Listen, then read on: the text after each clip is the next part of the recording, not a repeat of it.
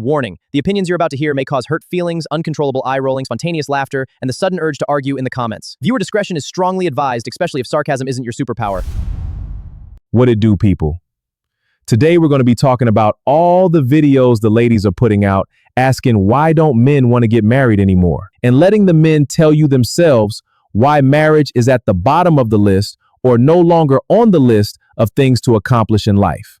Hopefully this video will help bring some understanding to the men and ladies who still want to get married.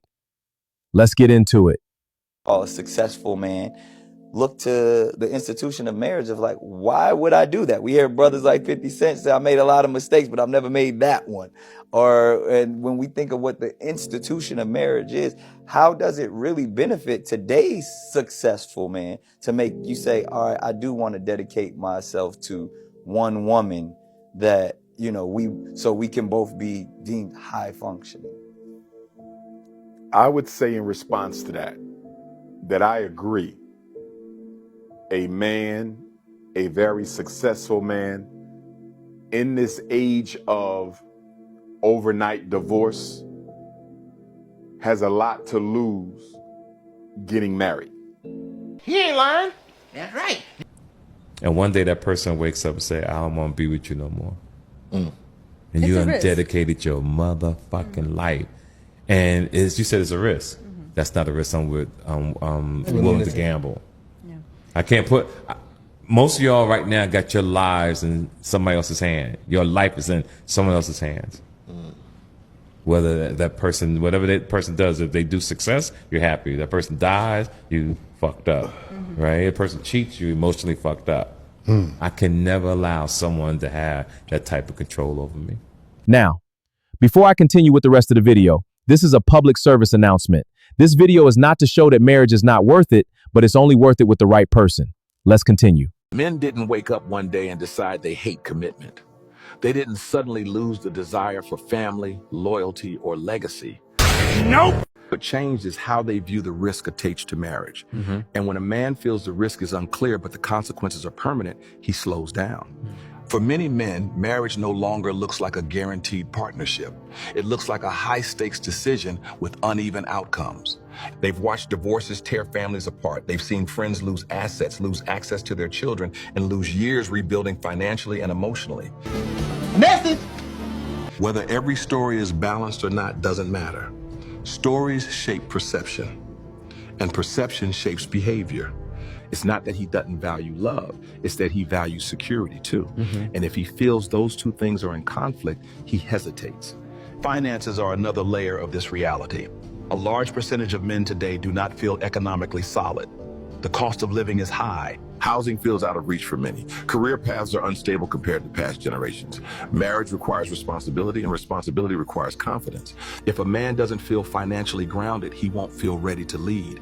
And men marry when they feel capable of leading, not when they feel uncertain. There's also a cultural shift that can't be ignored. Marriage used to be a milestone reinforced. Now it's optional. Social media creates endless options and constant comparison.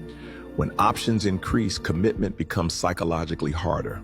Why choose one path permanently when the culture tells you there's always something else available? But there's a deeper issue beneath the surface. Many men question alignment. They ask themselves whether they are loved for who they are or for what they can provide. They want loyalty, peace, and cooperation, but they also hear narratives that reduce them to financial utility. When a man feels like a stepping stone instead of a partner, he will not volunteer permanence. Men don't have a biological clock. We have a financial clock. And his is ticking, and he don't have it together yet. And he does not see a way that he can provide, protect, and take care of you. He don't see the clear path. So now he got to back up. Man, what I'm going to give her? She want this baby. What I'm going to buy her? Where we going to live? What kind of conditions we got? all I had on this ring, I ain't got no more money. So you gotta wait. You gotta let this guy catch up so he can get himself together. One of the most devastating things that happens to men that go through divorce, and only men that have been through divorce that lost to that game, is the whole sales pitch to getting married and have kids is you pass on your name, you pass on your DNA, you leave a legacy behind. And if that can be stolen from you because family law or the state has legislation written into it that's so hostile towards fathers that she can take the kids primarily or even, conclusively and alienate him from his own children while he is robbed at his point of deposit. So his paycheck, let's say, where he's garnished, and it all goes to her and she just uses the money to alienate him from his kids. Like, that's a reality for a lot of men today. That whole system, you've never been divorced, right? I have. You know, as soon as you enter it, you see right away that the whole thing is stacked against us. And it's just, you look into it if you don't believe me. I mean, believe you. You have to basically. I know many friends that have been I went divorced. through the mildest divorce. I mean, my ex-wife was as easy on me as you could be. But nonetheless, I ended up paying a lot more child support than she really deserved. And but not a lot. I mean, but it's a lot of men. Oh, in fact, you do have a friend this happened to, I think, right? Yeah. Yeah, you go into these courtrooms, and it's basically down to a judge. I have a friend who has to pay alimony for the rest of his life. Yeah. He was married for 12 years. He's been divorced for 14.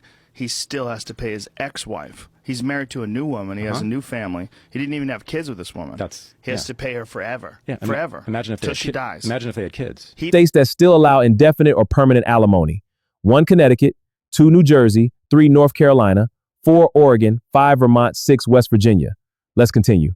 Indefinite alimony is still a thing here in California. Basically what we mean when we're referring to indefinite alimony is that here in California, your spousal support judgment at divorce will oftentimes say you're going to pay this amount in spousal support until the death or the supported spouse gets remarried or further court order.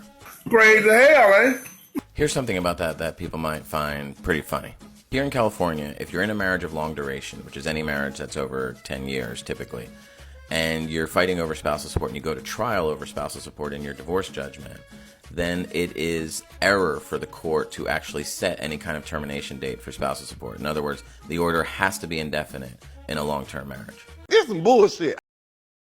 Divorce is hitting men harder than most realize. Many discover the cost only after it's too late. The system frames divorce as fair, but for men, it often plays out like financial execution.